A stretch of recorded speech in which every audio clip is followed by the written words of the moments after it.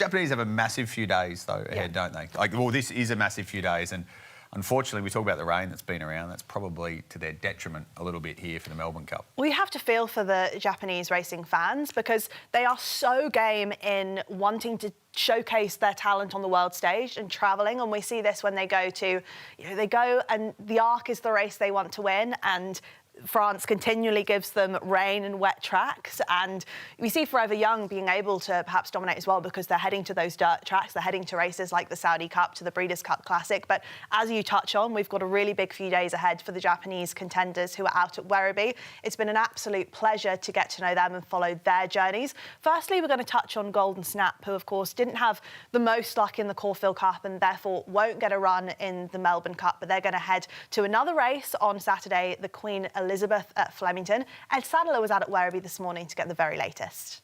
Yeah, that's correct. That was always a bit of backup plan. Like we know she had to run top 8 in the Caulfield Cup to get in the Melbourne Cup, which she didn't, which is very, very unfortunate and disappointing. But at the same time, we always had a Queen Elizabeth Stakes in our mind as a backup, and she'll be a lot better on the Flemington racecourse, and 26 meter. That would suit her as well, so hopefully we can bring the form back we did last year at Warp Speed. Now, a horse who will get a run in the Melbourne Cup is Chevalier Rose, and do not do what I did the first time a month ago when I got out to Werribee. Chevalier Rose has Rose in the name, but is a boy.